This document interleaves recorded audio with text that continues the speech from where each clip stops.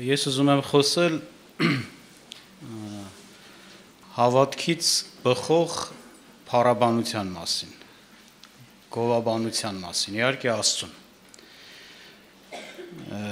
Ընդհանրապես մենք մի բան ենք նկատում, որ Աստծո մարդիկ ոչ թե որպես ձև, այլ ինքնըստինքյան, ասենք,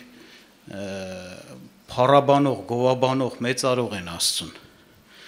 Ինչից է դա գալիս։ Գալիս է բնականաբար սրանից, որ ոչ թե ինչ որ դրված ձև է, նրանք պահպանում են եւ այդպես են վերաբերվում Աստծուն, օրինակ աղոթքի մեջ, իրենց խոսքի մեջ փառք են տալիս Աստծուն, գովում են Աստծուն, այլ դա գալիս է հավատքից։ Նրանք հավատում են, Աստծո մարդը հավատում է, որ Աստված իր խոսքի ետևում կանգնած է եւ Աստված,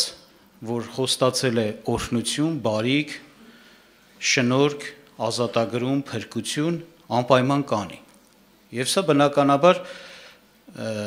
հավատքը, որ մարդու մեջ եղած սրտում եղած վստահություն է, դեռևս չկատարված այդ բաները, որին ինքը սպասում է, որին հավատում է, ինքը արդեն գոհություն ու փառաբանությունն է Աստծուց։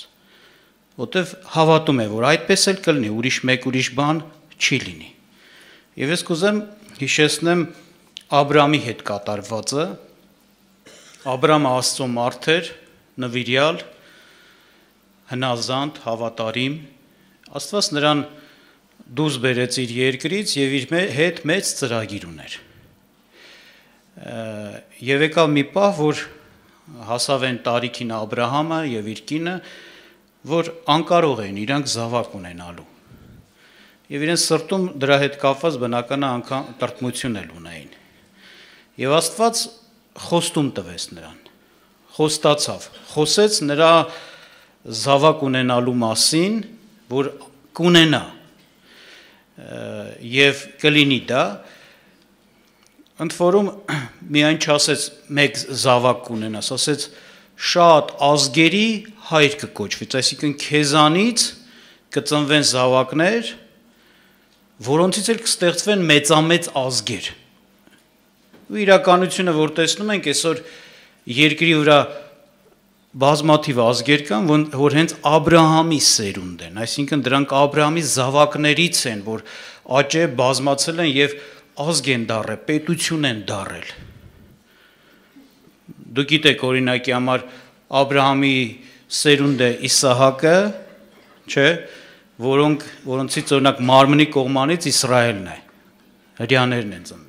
եղել։ Աբրահամի սերունդը Իսմայելը, Հագարից որ ծնվեց, չէ, այսօր օրինակ արաբական ամբողջ աշխարհը իրեն համարում է Աբրահամի որդի, եւ ճիշտ է անում, որտեվ Իսմայելից ծնվեց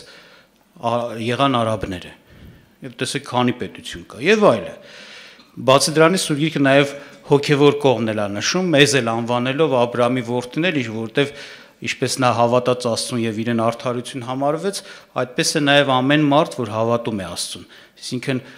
ոնց որ ասած իր հոր նման է, Աբրահամի նման է, որ հավատաց Աստծուն, չերկմտեց։ Եվ այդ հավատքի մասին խոսում է օրինակի համար եւ Ծննդոց գիրքը եւ Հռոմեացիս թուղթը պիտի կարդամ, որ Պողոս առաքյալը բացատրում է հավատքից եղած արդարության մասին։ Այսպիսի խոսք է ասում 4-րդ գլխում, ասում 4-րդ գլուխ 16-ից մինչև 22 խոսքերը կուզեմ կարդալ, ասում է սրա համար, այս հիշեցնում է Պողոսը արդեն 5 տականում գրված եւ տեղի ունեցած դեպքի մասին, որ ինչպես ասեցի Աբրահամի համար էր։ Ասում է սրա համար հավատքիցն է, որ շնորհքով լինի, որ խոստմունքը հաստատ լինի ամեն զավակի համար, ոչ միայն օրենքից լինողի համար, այլ նրա համար էլ, որ Աբրահամի հավատքիցն է, որ մեր ամենի հայրն է։ Տեսեք, անվանեց մեր ամենի հայր, որտեվ ասենք ասում է Աբրահամի հավատքիցն է։ Այսինքն Աբրահամի նման հավատացող, ինչպես որ էլ գրված է, թե շատ ազգերի հայր արի քեզ, Աստծո առաջին, որին հավատաց, որ մեռելներին կենթանի է անում եւ չլինող բաները լինողի պես է կանչում, որ առանց հույսի, հույսով հավատաց, թե շատ ազգերի հայր կլինի, ինչպես ասվեցավ, թե այսպես պիտի լինի քո զավակը։ Եվ չտկարացավ հավատքով, այսինքն մտիկ չարավ իր մարմնին, որ արդեն մեռած էր իբրև հարյուրամյա լինելով, եւ ոչ էլ Սարայի արգանդի մեռած լինելուն։ Եվ Աստծո խոստմունքի համար չերկմտեց անհավատությունով, այլ զորացավ հավատքով եւ Աստծուն փառք տվավ։ Եվ իր մտքում համոզված էր, թե նա որ խոստացավ, կարող էր եւ անել։ Նրա համար էլ արդարություն համարվեցավ նրան։ Ոնց տեսանք, Աբրահամը լսեց Աստծո խոստումը, որտեղ Աստված խոսեց նրա հետ եւ իր ծրագիրը ներկայացրեց, որ այո, այն ինչ որ խոսել եմ, այն խոստմունքը, որ օրհնությունը, որ պիտի լինի, քեզ եւ քո երանքից, քեզանից ծնված զավակով պիտի լինի, եւ խոստմունքը մենք գիտենք, ոչ միայն սա է, որ Աբրահամը պիտի որդիներ ունենա, ինչպես ասենք, ազգերի հայր կոչվի, այլ նաեւ այն սա է, որ Քրիստոսը մարդկության օրհնության համար որոշված անձը պիտի հենց Աբրահամի սերունդ համարվի, նրանից ծնունդ ունենա, նրա սերունդից լինի։ Եվ մենք գիտենք, Հիսուսի համար հենց գրվում է, չէ, Դավթի որդի, Աբրահամի որդի, Հիսուս Քրիստոսի ավետարանը, օրինակ այդպես է, չէ՞ սկսում։ Իրոք այդպես էլ եղավ։ Եվ այս խոստմունքը լսելը եւ այս խոստմունքին հավատալը, ճիշտ դիրք ընդունելը Աստծո առաջին, աղոթք անելը շատ կարեւոր էր։ Այնպես չի, որ դա այդպես էլ կլիներ, որովհետեւ հիշեք մի բան միշտ, Աստված խոսելու որևէ մի բան անելու համար, որ խոսում է, երկու ձև ունի։ Կա խոստմունք, կա երդում։ Երդումը դա Աստծո խոսելաձևի մի կերպ է, տեսակ է, որտեղ Աստված ոչ մի պայման չի դնում, այլ իրենով երդվում է, որովհետև իրենից մեծը չկա, բարձը չկա, իր անունով, իր հեղինակությունով երդվում է, որ այս բանը կլինի։ Եվ այդտեղ, այսպես ասեմ, ոչ մի պայման չկա, թե եթե սա լինի, ապա այսպես կլինի, չէ, կլինի եւ վերջ։ Եվ Աստված ինչ որ երդվեց, արեց էլ։ Օրինակ Աստծո երդումների մեջ մտնում է Քրիստոսի ծնունդը, Քրիստոսի թագավորելը, Քրիստոսի երկրորդ գալուստը եւ այլն, բաներ կան, շատ կարեւոր, այս բաները։ Եվ տեսնում ենք եղավ էլ։ Աշխարհն էլ հակառակվի, հետաքրքիր է Սուրբ Գրքում գրած օրինակ Սաղմոս 2-ում, ասում է ինչու են խռովություն անում, ապստամբում երկրի թագավորները, իշխանավորները, մեծամեծերը միաբանվել են Տիրոջ դեմ, Տիրոջ օծյալի դեմ, ասում են թող ինքը մեր վրա չթագավորի, իմ խոսքերով եմ ասում, բայց իմ միտքը էդ է։ Ասում է, բայց այսպես Աստված երդվել է, նա պիտի թագավորի, վերջացավ կուզի ամբողջ աշխարհը միաբանվի, հակառակվի, Աստծո երդումը չի կարա խափանվի, ասել է կլինի։ Բայց Աստված խոսելու որևէ բան տալու նաև մեկ այլ կերպ ունի, խոստում։ Խոստումի մեջ անպայման պայման կա։ Խոստանում է այս բանը անել, եթե, մի հատ եթե է դրվում։ Երդման մեջ եթե չի դնում։ Եթե այս բանը դու անես։ Եվ այստեղ հավատքի հարցը։ Հավատալ Աստծուն, վստահել նրան, հավատալ նրա կարողությանը, նրա զորությանը, նրա անսուտն լինելու, նրան հավատալը, նրա խոսքին հավատալը կարևոր է, սա է պայմանը։ Շատ տեղերում տեսնում ենք, Տեր Հիսուս Քրիստոսից բան են խնդրում մարդիկ, չէ, ավետարանում լսում ենք, բազմաթիվ տեղեր խնդրում են, Տեր այս բանը արա մեզ համար։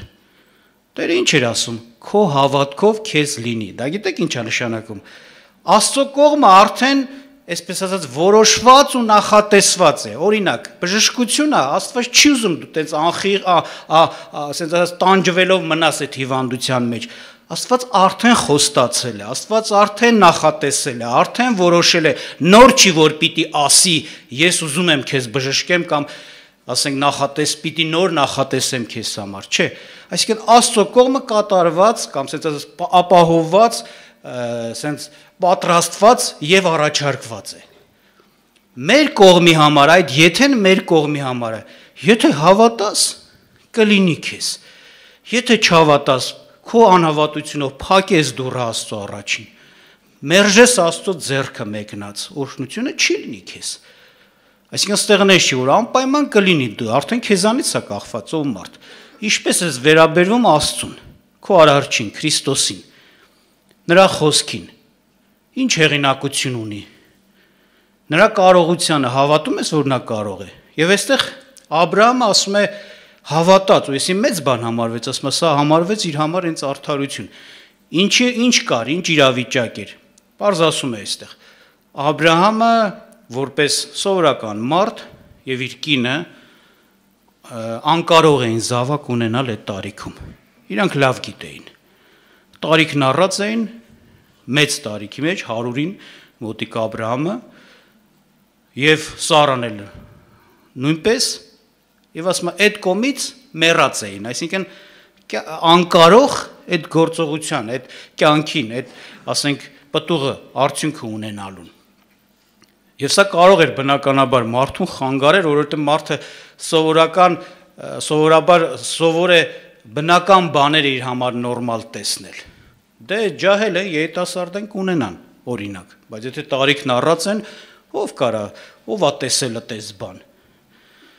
Բայց հենց սա այստեղ է գալիս հավատքի հարցը։ Կա երկու վկայություն, երևույթ, որ քեզ թեկուզ անխոս է վկայում, անգամ կարող է մարդիկ երևույթ քեզ վկայեն, то ոնց կարող է լինի, այդպես բան հնարավոր չի, անհնարին է։ Ով է տեսես այս բան, չէ՞, մարդիկ էլ կարան ասեն, մարդիկ չասեն դու քո մտքում կարող է մտածես։ Սատանան կար աշխշնջա, միտք բերի,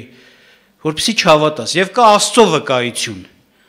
Աստված երկինքի երկրի արարիչը, հզորը մեծը, խոսում է այդ թեմայով եւ բարի խոսք է խոսում։ Կլինի, Աբրահամին ասես, զավակ ես ունենալու, ոչ թե մենակ զավակ, այլ ազգերի հայր ես կոչվելու։ Եվ այս երկու վկայությունը Աբրահամը ուներ, ընտրողը ինքն էր, որ վկայության վրա կհենվեր, կհաստատվեր, իր միտքը կամրապնդեր, որով կընդուներ, որ Աստծո ասածնա ճիշտ է, այդ այսպես ասած այդ մյուս բնական վկայությունը, այսպես կոչված, ոչ թե գերբնական։ Բնականաբար հավատքի համար, ժողովուրդ ջան, ճանաչողություն է պետք։ Լսեք Աբրահամը ինչի համար, ինչ պատճառով հավատաց Աստծուն հետ։ Հավատալը այտենց անկախ քեզանից չի։ Եթե օրինակի համար մեկը մի բան է ասում, օրինակի համար, շատ հաճախ այդ մարդուն ճանաչելով ես մտածում, ճիշտ ասում, թե չէ։ Օրինակ մարդիկ կան, ես ասեմ, որ խոսում են շատ բաներ ես չեմ հավատում։ Գիտեք խի, որտեվ տեսել եմ, իրանք օրինակ այնց հավեսով են խոսում, այնպես կոպիտ ասած, ճակերտար, ճոխացնում են, էլի։ Մի բան անես խոսան ճոխ, բայց հետո կպարզվի դա այդքան էլ ճոխ չէ, լավ։ Ես արդեն չեմ հավատում իրանց։ Կասկածում եմ իրանց խոսքի վրա, չեմ հենվում իրանց խոսքի վրա, բայց մարդիկ էլ կա տեսել եմ հավատարիմ վկաներ են, ճշմարիտ վկաներ են, այսինքն իրանք չեն ավելացնում, չեն պակասեցնում, չեն ուռացնում, ճոխացնում, չեն էլ քչացնում։ Արդեն ես հավատում եմ այդ մարդկանց։ Այսպես։ Նմանապես Աստծուն ճանաչել է պետք։ Եվ այստեղ ինչ է գրված, ինչն էր Աբրահամի հիմքը, որ հավատաց, որ այդպես էլ կլինի, ոչ թե նայեց իր այդ երևույթներին։ Խոսքը այսպես ասում, որ մեռելներին կենթանի է անում Աստված եւ չլինող բաները լինողի պես է կանչում։ Մեկ, շատություն դարձնում եք, որ Աստված մեռելներին է հարություն տալիս։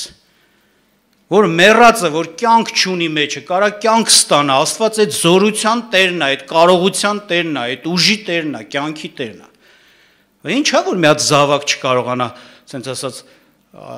տա կամ էլ թե չէ, այսպես ասած, կենթանի մարդա, ուղակի այդ կողմից այդ ֆունկցիան արդեն չի գործում, ի վիճակի չի երեխա ունենալ։ Եթե մեռելին հարությունանում ակ, հարություն է տալիս ու ամբողջովին կենթանի անում, ամեն մարդկային կարողություններով նորից կանգնեցնում է, կենթանի մարդուն, որ այդ հարցում է տկարացել, չի կարա զորացնի, կարա զորացնի, էս էր հավատում Աբրահամը։ Եվ ասում է չլինող բաները, այսինքն այն ինչ որ մեր համար չլինող է, այն ինչ որ մեր համար աննարին է, անկարող է մարդը դա անի, դա Աստծո համար ոչինչ է, ասում է լինելու նման է կանչում։ Նա կանչում է, նա ասում է եւ լինում է, թեկուզ մեր համար այդ անհնարին է, իրականության մեջ մարդու համար հնարավոր չի։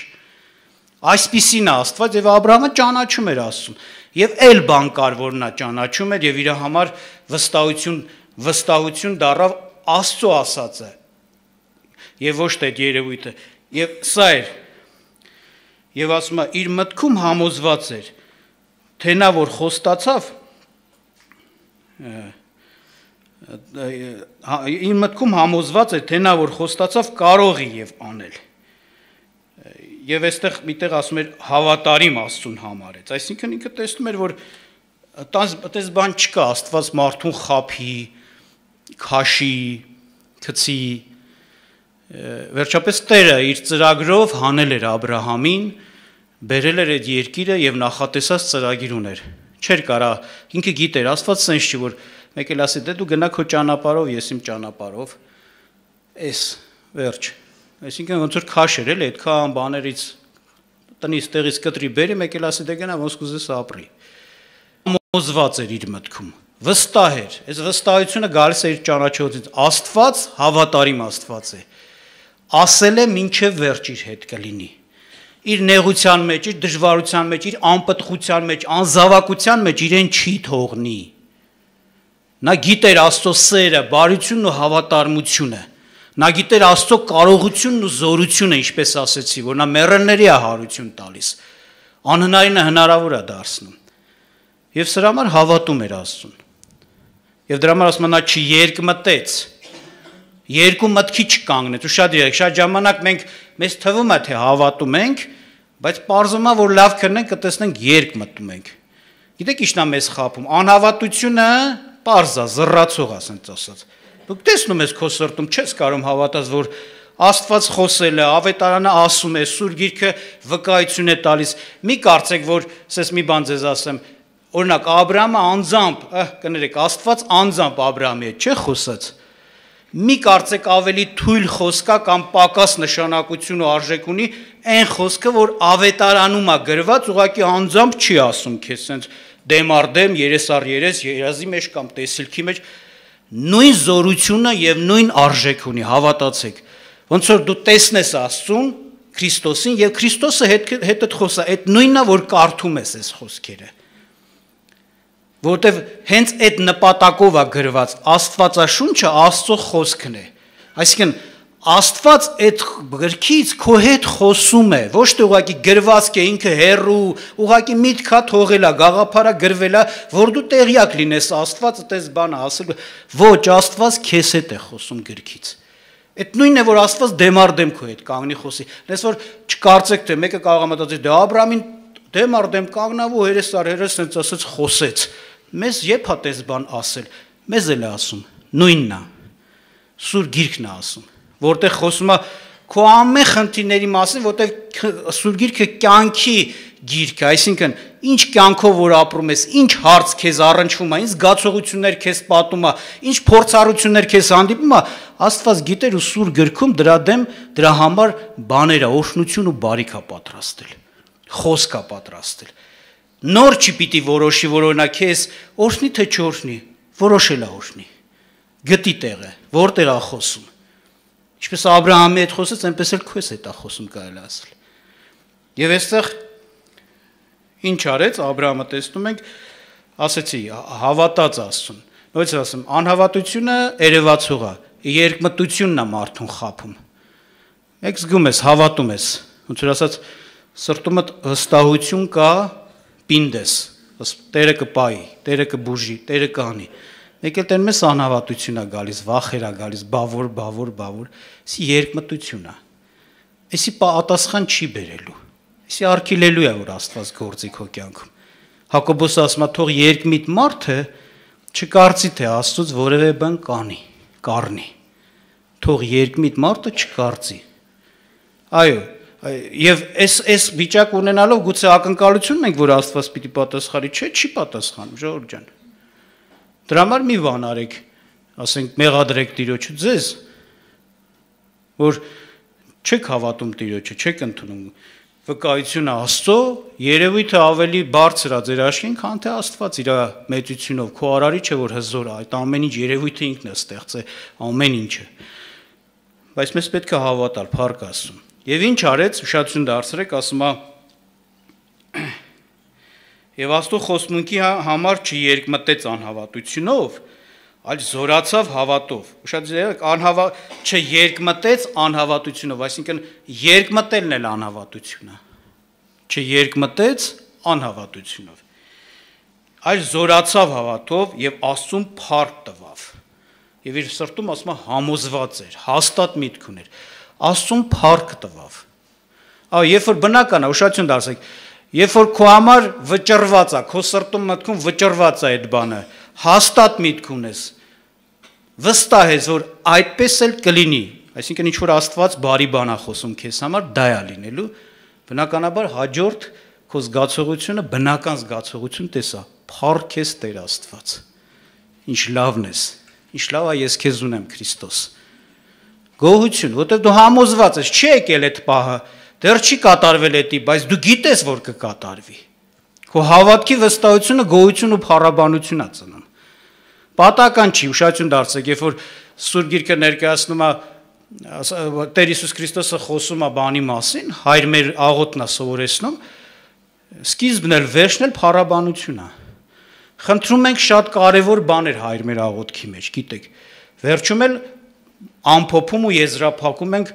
Աստծո ճանաչողության, կարողության փառաբանությունով, քանի որ քոնն է թագավորությունը, զորությունը եւ փառքը։ Այսինքն դիմում եմ մեկին, որ այս կարողության, այս բան դիրքի փառքի մեջը վստահ եմ նա կանի, նա կտա, դա կլինի։ Դու այսպիսի Աստված ես, փառք ես։ Դա շատ լավ, այո, մենք չմոռանանք գոհանանք Աստծուց, փառք տանք Աստծուն, դեռևս չեղած, դեռևս չկատարված, ժողովուրդ ջան, դա քո հավատքի դավանությունն է, վստահությունն է։ Բնական ծնունդն է քո բանը, ուրախությունը, գոհությունը, բնական ծնունդն է քո հավատքի ինքնըստինքյան։ Ինչքան էլ տխուր լինի, ինչքան էլ դժվար լինի իրավիճակը, բայց երբ որ դու հավատում ես, որ այո, խոստացված պատճառով կփոխվի, կմիջամտվի Աստծո կողմից, բարին կլինի, բնական պետք է ասես փառք ես Տեր։ Մանավանդ որ իրոք իշկամովի դժվար է, այնքան ուրախությունն ավելի մեծ է, որ կա մեկը, որին կարաս հուսած եւ քեզ կօգնի։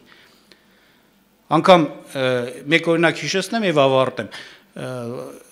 Բաներ, ասենք, երկրորդ մնացորդած գրքում է տալիս, կարծեմ 20-րդ գլխում, երբ որ պատերազմ եղավ, Հուդայի թագավորության վրա գնացին, Հովնաթանը թագավոր էր, եւ ժողովուրդը աղոթք արեց, ծոմ պահեց, աղոթք արեց, խնդրեց Աստծո երեսը, որ Աստված ողորմություն անի, եւ հետաքրքիր է այդ աղոթքի կառուցվածքը, ժա որ հետո բանը լինի, նարությունի կիսեմ ձեզ հետ, որ շատ կարեւոր է, եւ եթե հիշում եք, իրանք դրեցին փառաբանեցին վերջում ասում, թեկուզ դեռ պատերազմը չէր էլ սկսվել, այդ մեծ թշնամին, հզոր թշնամին մեծ բանակ իրանց առջևել, ոչինչ չեղեր, փառաբանեցին, երկրպագեցին, գոհացան Աստծուց, հավատալով, որ Աստված իրենց ազատել է, որտեղ Աստված խոստացավ, դուք կանգնեք, տեսեք, ես եմ այսօր պատերազմելու նրանց հետ։ Եվ որ մտան պատերազմի մեջ, դեռ չմտած, Հովնաթան թագավորը զորքին սենց բանարից դասավորեց, առաջից դրեց երգեցողներ, փառաբանողներ, գոհացողներ, հետո հետևից զորք դրեց։